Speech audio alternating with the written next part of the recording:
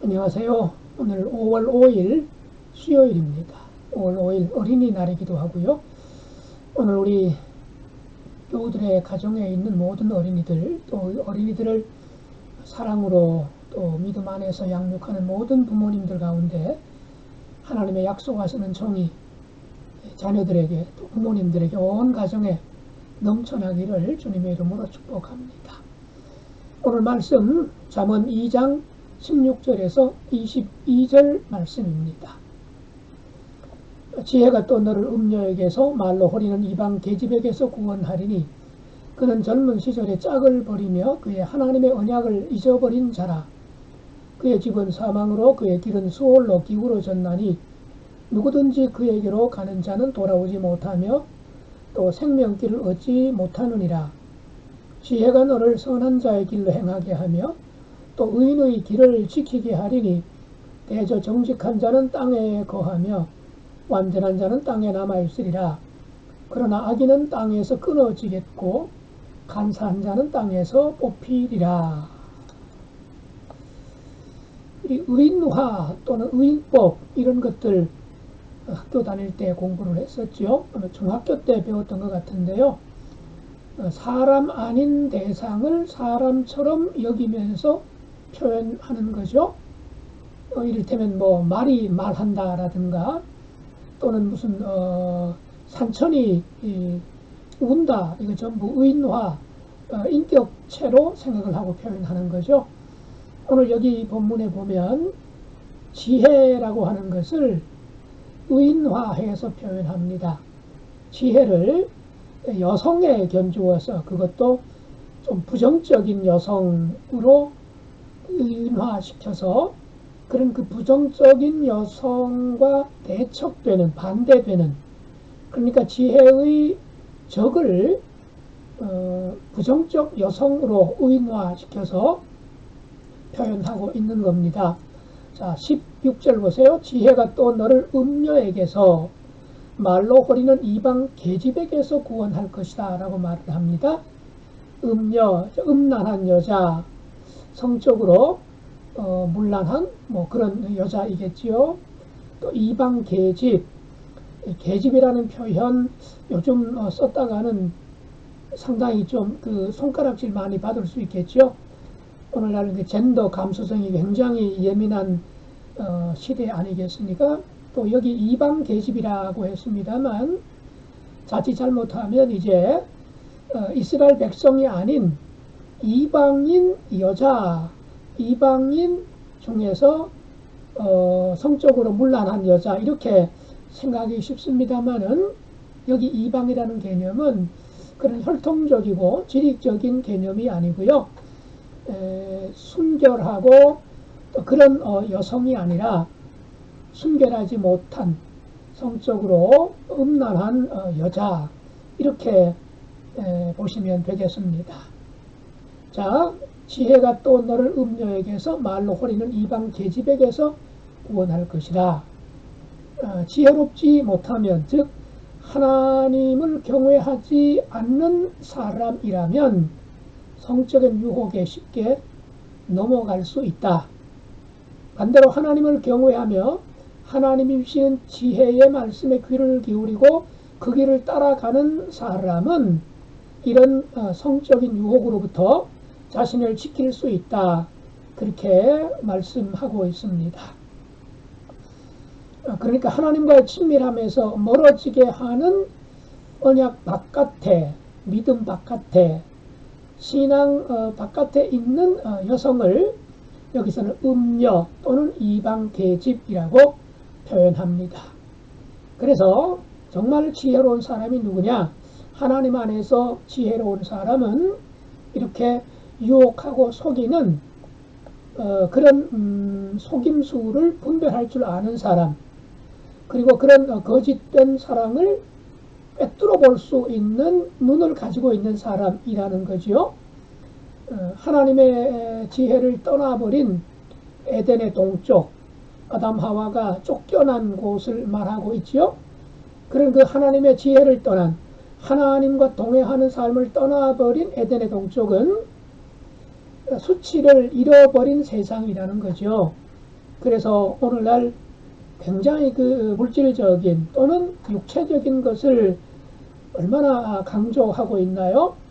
그래서 몸을 우상처럼 떠받들고 사랑을 그냥 정욕의 완곡한 표현으로 성적인 쾌락 이것을 그냥 사랑으로 이렇게 같은 말로 이렇게 대치하는 등치시키는 그런 표현들이 오늘날 얼마나 많습니까?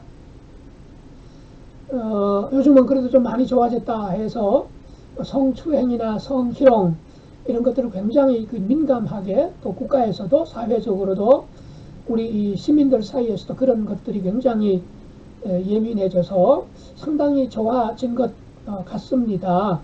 게다가 뭐 원조 교제나 성매매 또 N번방 이런 것들이 일어나게 되면 또 그것이 이제 발각되면 정말로 뭐 청와대 국민 청원에도 올라가고 모두가 좀 공분하기도 하고 이제는 이런 것들을 끊어버려야 되겠다라는 공감대를 많이 형성하고 있긴 합니다만 그 이면에 어떤 것들이 있습니까? 여전히 성을 상품화하고 포르노라든가 동성애라든가 외도 이런 부분은 상당히 느슨해지고 보편화 또는 그게 그렇게 문제가 되느냐 뭐 이런 얘기까지 많이 하고 있죠. 이른바 소수자 인권 뭐 이런 것들로 포장된 부분이 없지 않아 있습니다. 그래서 정말로 정숙하고 건강하고 또 성적인 순결이나 육체적인 정결함 이런 것들을 지키려고 하는 사람을 고리타분한 사람, 뭐 구시대적인 뭐 인물 뭐 이런 식으로 매도하거나 이런 문화가 여전히 온존하고 있는 현실입니다. 그리고 정말 그런 상황 속에서 우리가 살기 때문에 하나님의 말씀으로 우리 마음을 또 몸을 제대로 지키지 않는다면 우리 자신이나 우리 자녀들을 사사시대처럼 살게 내버려 둘 수가 있겠죠. 사사기 그 마지막인 사사기 21장 25절에 우리가 잘 아는 대로 그때는 이스라엘에 왕이 없으므로 사람들이 자기 소견에 옳은 대로 행하였더라 그랬죠. 자기 소견에 옳은 대로 기준이 없는 거예요. 자기가 기준이에요. 자기 판단이 기준이 되고 자기 감정이 기준이 됩니다. 내 생각에 옳으면 옳은 거고 내가 기분이 좋으면 내가 즐거우면 그게 되는 거 아니냐 이런 가치관 그게 사사시대였지요. 오늘날 그 포스트 모더니즘 사회라고 그러지 않습니까? 탈근대, 근대 이후의 사회라는 뜻인데 포스트 모더니즘의 특징 중에 하나가 그야말로 사사시대와 같습니다. 절대 가치나 절대 기준, 절대 도덕 이런 것들을 그렇게 인정하지 않으려고 하죠.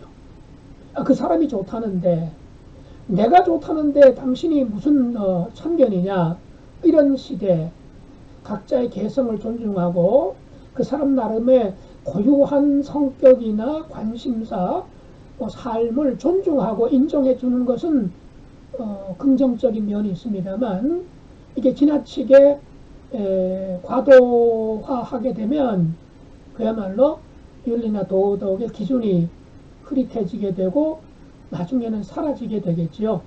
저마다 그냥 자기가 좋으면 좋다는 식으로 하다 보면 상당한 문제가 발생하게 되겠지요. 자, 사사기에서는 왜 그런 현상이 나타났다고 합니까? 왕이 없었기 때문이라는 거죠. 물론 사사기에서 말하는 왕은 정치적인 왕을 뜻하는 것이죠. 자, 오늘날 이 포스트 모더니즘 사회 속에서는 왕이 없다는 말은 무엇입니까? 명령권자가 없다는 거죠. 나를 다스려줄 우리 그리스도인으로 말한다면 하나님을 왕으로 인정하지 않고 예수님을 주님으로 실제적으로 모시고 살지 않는 사람에게 나타날 수 있는 것 그게 뭡니까? 신앙생활도 교회생활도 믿음생활도 내 방식대로 내가 원하면 또 내가 좋아하는 대로 살 수 있다는 것을 말씀해 주고 있습니다. 이거 우리가 조심하고 경계해야 되겠죠.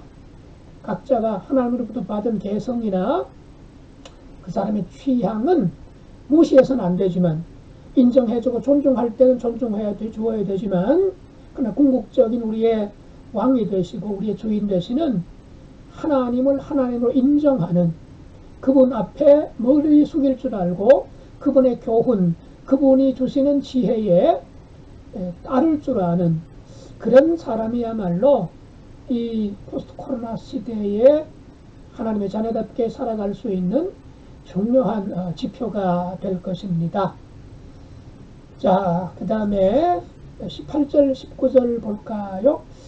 그의 집은 사망으로 그의 길은 수월로 기울어졌나니 누구든지 그의 이로 가는 자는 돌아오지 못하며 또 생명길을 얻지 못하느니라.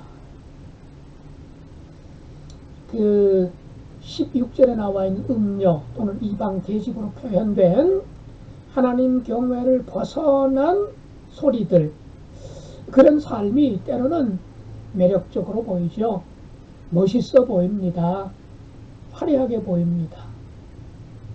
자, 바로 그런 삶은 마치 에덴 동산에 하와 아담 찾아왔던 뱀의 유혹과 같죠.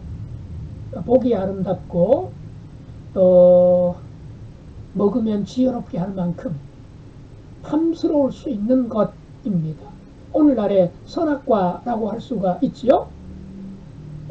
결국 그렇게 되면 에덴 동산에서 쫓겨날 수밖에 없었던 것처럼 그런 유혹, 이방 계집이나 음료의 유혹에 그만 혹해서 걸려들게 되면 그 결과는 어떻다는 겁니까? 사망의 장소로 끌려가게 된다는 것입니다.